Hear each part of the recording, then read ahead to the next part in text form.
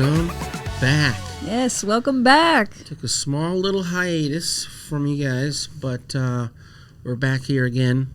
My name is Ari and Limas. I go by Ari. I'm Ashley Santiago. And we're back doing our podcast called Real Grown Talk. If you guys never heard of us, here it is. This is our Instagram here. It'll follow us. We have a lot of stuff on YouTube so far. A couple episodes up there, and pretty decent following, so we want to do this to kind of educate the public. If you're afraid to ask a question or you're looking for information in terms of real estate and lending and the financial aspect of things, and that's why we're here. Yeah, that's exactly why we're here. We took a little break in this wild market we're in. Crazy market. Learned some Sucks. And we're back to podcast and share with you guys the things that we've learned and been through, and we won't be able to get through it all today. It's been a lot. It's been months since we've been here, but we're excited to come back and share with you guys some more and just talk about the things that are happening now in the market, in the industry, everything. Yeah, I mean, it's one thing that I've always heard, when there's a down market, you just have to get in front of people, and if you survive the down part of it, you're just going to benefit. Because we were talking about how many realtors left. Oh yeah, the market. So many realtors are dropping out every day, and things are changing. But if you can weather the storm, tough it out, it'll be good, and it gives that experience I feel that our clients need. It's good when you can go back to basics and kind of learn. Mm-hmm. For me, I'm learning the more old school ways of things, right? Yep. It's more useful for my clients, and I find that my clients that I do have are benefiting from that, and they respect me a little more for it. It's nice. Yeah. And then people know, when the market does flip, you're not like a brand new agent, because then you'll get an influx of people that are like, I'm a brand new agent, this is easy. But you're like, I've been through it. Yeah. And same thing on the loan side. Last year there was like 220,000 loan offers in the country. Now there's like 90. Wow. Yeah. That's a huge decrease. Which is crazy. I'm shocked at that number, actually. Wild. So it's just like people are definitely giving up. Yeah, people are giving up, but it's good for us because people are dropping out. It's good for buyers because buyers are dropping out. Yeah. So it is a good thing in some ways. It's kind of controlling that inflation a little bit, those prices that everyone was so scared to jump on, and those bidding wars, right? We've talked about this before. The bidding wars are pretty much over. We have a pretty active market here in certain price ranges, the lower price ranges. You might see a little more activity and so I'm finding, sometimes I might be competing against 2 or 3 offers, but definitely not the 10 to 20 offer competition that we were seeing before. So Crazy. And it's just people are like, we're learning from this, right? Yeah. So you're learning the different type of market. That's just going to make you better. Right. Like you were saying. So, you're talking to sellers differently and you're approaching buyers differently. And, for me, it's all about, everyone's afraid of the rates and everything. Like, yeah, they're high, but if it's your goal to get into a home, like, we can do it. And then, like I always say, rates are going to go down and then you're going to be able to refinance. Yeah. And then just also on my end, I have to become more creative on how to get people into homes. That's exactly what I was going to say. Yeah. Like, it's helping me learn how to strategize even better. Yeah. Not that I was bad at it before, but that skill is becoming more honed. It's getting stronger and stronger. So I love that. Yeah. Sharpening the tools. And, there's been times where I have, not been the best because I didn't have to go through this trials and tribulations. Right. And now me going through this stuff, it's like, all right, now I have to learn this. Not that tighten it up. I should know things, right? I know a lot of things, but then you find out these things. It's like, oh, wow, I didn't know you could do that. Yeah. You'd learn how to do tougher loans and work with different systems and things like that. So totally. And like, not to mention, things are always changing, right? Yes. Like, oh my God. So always. That's part of it. Like, always a student, we're always learning how can we overcome these things that are problems for us, for our clients, whatever the scenario is.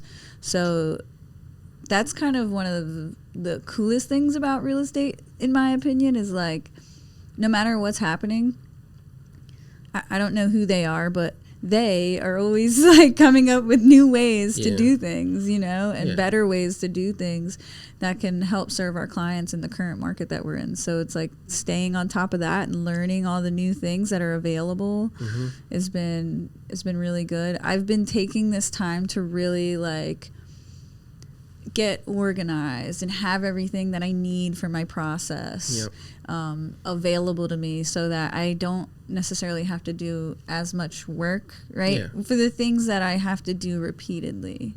So I'm getting my templates in order.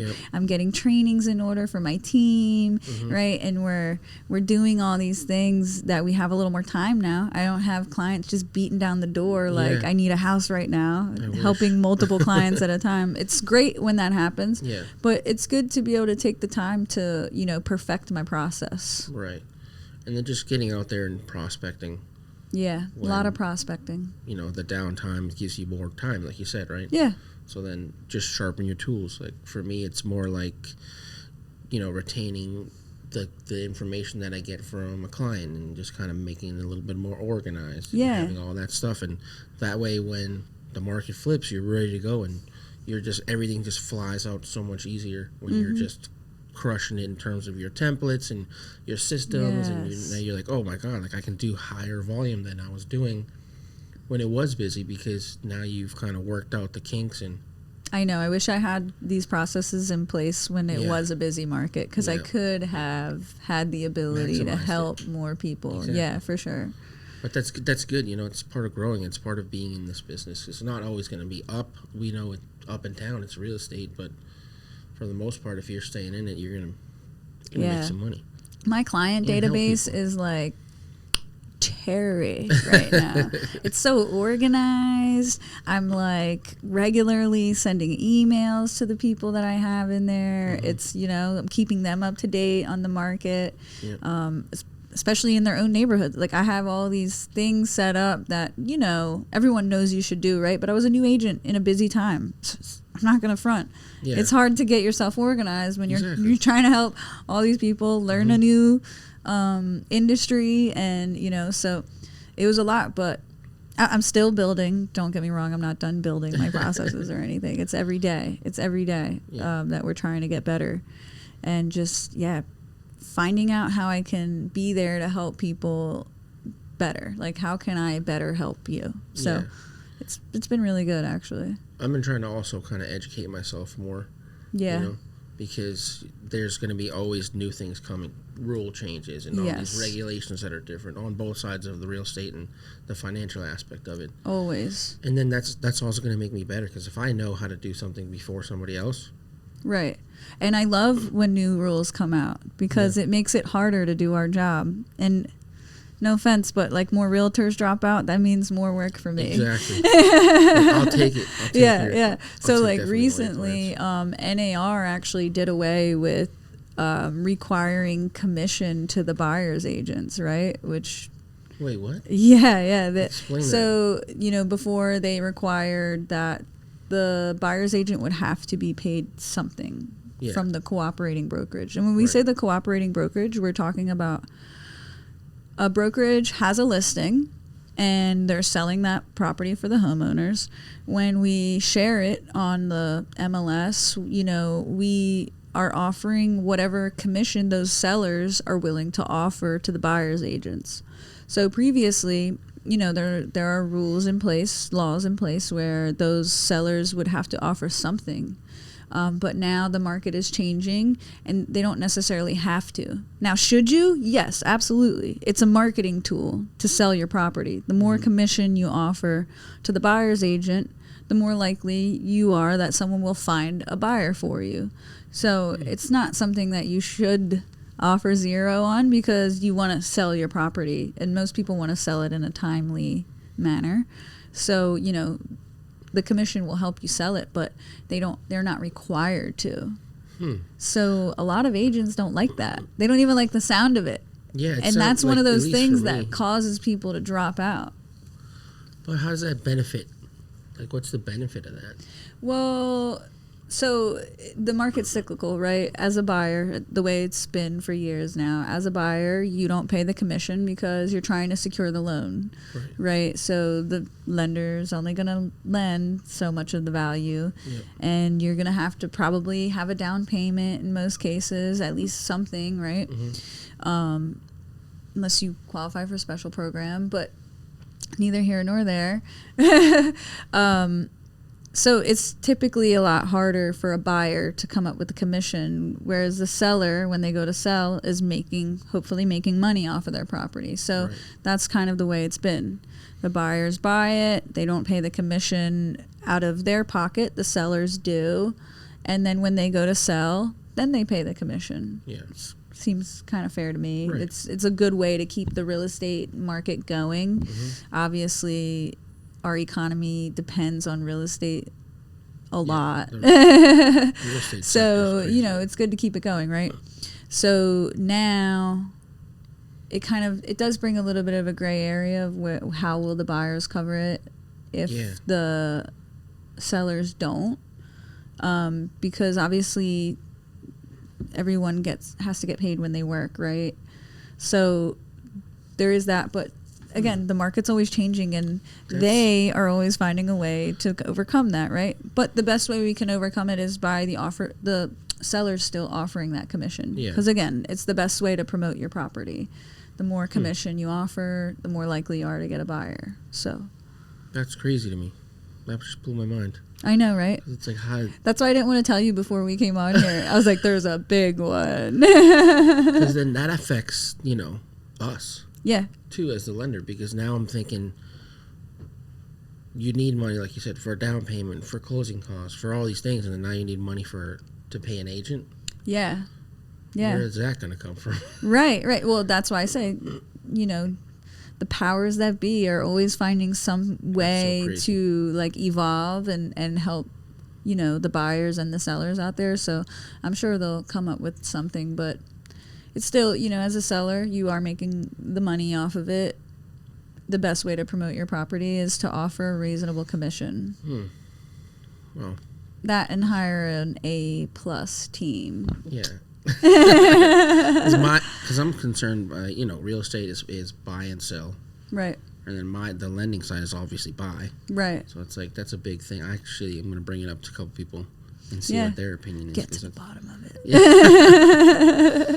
But I mean, for the lending side too, because I was talking to you about the credit score models that they're going to be changing. Yeah. Essentially. And that's going to be rolling out within the next year or two. They're already kind of slowly doing it.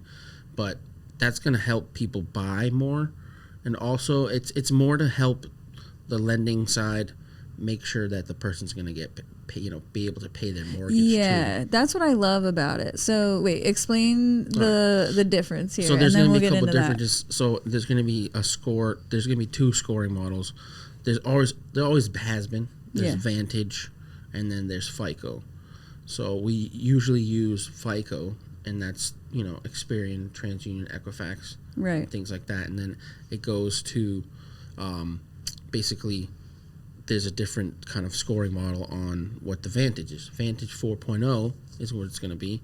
Is actually the three credit bureaus making their own score, and then it's going to have different models. So the models are going to be different on two sides. So there's going to be different weighted things. And one of the things that's going to be different is they're going to look at your trending score. And your trending, basically, that means what you're going to be able to do in the future, right? Okay. So when people are looking at credit scores, we have the same credit score. Let's say we both have a 780, right? Okay. But I pay all my bills at the minimum. You pay yours all off. So you're a stronger borrower than me, even though we have the same credit history, we have the same score, but yours is better because you trend in paying your stuff off. Right. But I'm just paying the minimum. So that's one of the bigger things, which is cool. And just talking about the market, and we're seeing, millennials are going to be a huge market. That we do surveys, and they're asking, do you want to buy a home? Like, yeah, we want to buy a home. Right. And, millennials are actually making more now than, the generations before. That's great. which is great. Let's go millennials. Yeah. But then the home prices are also up too. Yeah. And then the biggest thing is that they see is when we're looking at, millennials and things like that, student loan. Yes. Like the average student loan is $34,000. That's actually lower than I would estimate, because I know some people carrying around some debt from student loans, man. But that's just the average, Yeah. But they're carrying around that $34,000. That's killing them in buying power. Yeah. It is. It's tough, and you can't get rid of it until you pay it off. It's the only way. That's true. So that's kind of like But what I love about the new model is, it's like they're really finding out what you're actually capable of handling. You know. We don't want another 2008, right? We don't want people taking out loans that essentially they can't handle or are not going to be able to handle. Yep. My goal is not to just sell someone a house and we're done here. Like, my goal is to help someone build their life to that next step. Yeah. That's what I love about this job. Yep. My clients are mostly not these big rich investors. I know that a lot of people's clients are, but I get joy from helping people who are starting their life or are starting to make those changes. And so it's important to me that they can keep those investments that they're putting their money into. Yeah. And then also showing them how to use the equity that they have with their homes. Right. And just my thing, generational wealth. Yep. Education and generational wealth. And educating them on how to attain generational wealth. And keep it. Yeah. It's nice to have, but, what are you going to do with it? Right. But it's fun to go out to eat and go to the club, but it's even more fun to know that your grandkids are going to be taken care of. But it's true, That's man. true. We always come back to it, just trying to educate people and let them know what we're doing. And, in this down market, that's what we're doing. We're trying to hone our skills and sharpen our tools and just be better. And I'm trying to learn new loan programs and what are all these small things that I couldn't have the time before to learn. I'm learning them. And you guys are even into more assistance programs now, right? We're trying to get some down payment assistance programs and things like that. And, HELOCs here with that's a local big one. bank, which is huge. I think we 10 HELOCs. Yeah, because why sell your property to tap into your equity? Mm-hmm. Keep that property. Exactly. It doesn't really matter what's going to happen with the rate in the immediate. Even if you're out in the middle of nowhere and they're building all these new neighborhoods and you're seeing your value dropping right now, in the long term, it's going to go up. Yep. In the long term, your real estate will go up. Yep. So it's worth it. Talked to a guy yesterday, another loan officer, and we were just talking about how he bought in 92, and then the mid 90s were awful. Housing values went down. Yeah, drop. And then going into the 2000s, went up a little and then dropped a little, and then went up and up and up. 2008, what happened in 2008? And then after that, it just shot up. And he's like, I bought the house for $520. That's a big house back then. Yeah. And now it's 2 point something. Great. I'm he held on to it. He bought his kids, condos and stuff with the HELOCs, and I was like, damn, that's awesome. Now they're in it. Yeah, now they're in it. And and another 20, 30 years, they'll be sitting in the same position as him. Pretty awesome. I love that. It's giving me chicken skin. It's just, the power you have owning a home is just incredible. There's nothing tops it. As far as, I'm not a financial advisor or anything, but as far as investments go, everyone needs it. You need everything. It's a whole... Yeah. Let's look at it like a pie, right? And it's probably the most important piece of the pie. Yeah. It's the real estate sector is legit, people bank on it. Yep. I love the saying, name one investor that doesn't own real estate. Yeah. It doesn't make sense. Don't exist. Exactly. Even all these TikTok stars are buying houses. I know. Young. I know. Cash. That's crazy. I know. Even a big one here is Iam Tongi, right? Yep. He just won American Idol, and I'm like, God, I hope he just buys a house here. I know. He's I'm priced out of paradise. I know. Just buy that house for your family, bro. Don't waste the money. I'll be your lender. And if you're looking for a realtor, Yeah. you can reach me at 808-688-3886. We'll have that beeped out. I blast it all over the internet. Feel free to call. Exactly. I mean, so we're available. And then, too, kind of coaching clients that are not, encouraged to buy right now, and maybe they don't qualify for much, but, like, hold on. Yeah. Like, get your ducks in a row, get your credit right, get your, your debts down and save some money. And then yeah. I know. I really find, like, people are getting discouraged lately when, like, they go to the lender, they're going for their pre-approval or their pre-qualification, whatever they're prepared for, and they don't just get that, oh, yeah, you're ready to go. It's like most people, like you said, the creditors are looking at your credit differently now. Yeah. So most people are probably not in that perfect scenario right when they go see the lender. Mm-hmm. But the work that it takes is really not that much usually. You know, most people are really close, but they're not just quite there just because of one thing or another. Or maybe they don't exactly like qualify for that price point that they want to be looking at. Mm-hmm. And it's like, don't lose hope. Just follow those steps that your lender gives you. Lean on your team to help you out, and you will get there. And the road is shorter than you think. There's always a way to get there. That's what I tell you. I never tell anybody no. Right. I can't. Like, it's just like, okay, here we are now. I'm going to give you all these tools and guides on how to get you here. Right. I can't get you there myself. I wish I could, or else I'd do it for everybody. Yeah. Oh, yeah. That would be easy, right? Like, if I could do it, I would. I would be a lot busier. But I can't. I can't make the calls for you. I can't make the payments for you. I can't budget for you, which is a big thing. Right. Right. Like, the budgeting thing is like a huge thing. People always ask me, like, and people are discouraged by the budgeting thing. Yeah. I think when they think of changing their lifestyle in any way, they just can't imagine how they could save more money. Yeah. Even the smaller things. So I'm like, do you guys go to Starbucks? I know. Yeah, we go like once or twice a day. I know. Some people do. Yeah. And I'm like, whoa. And how many's in your family? Like 6 people. But you know my financial profile because you did my loan. Yeah. And I was one of those people. Exactly. I go out to eat a lot, have Starbucks, drinking like an energy drink every day, going to Starbucks, going out to eat, going to the bar. I'm not going to lie. Oh, yeah. But I've cut all that out, and it's better. It's better for my family. We're for one able to spend more time at home together, which I love. Yeah, and it's just totally changed my outlook on finances and how I use my money, and that's what makes me be able to say, like, I know you can do it because I've done it, and it's not as scary or as hard as you think. Yeah. I tell people all the time, too, when they have a lower credit score, I'm like, I've been there. Oh, yeah. Like, my credit score was, like, mid-500s back in 2012. And I would just, like, work, get cash, like, pay everything cash, cars, like, everything, go out to eat. Didn't have a credit card. I barely had a bank account because I was like, I'm just going to carry the cash around and, like, hold it. Yeah.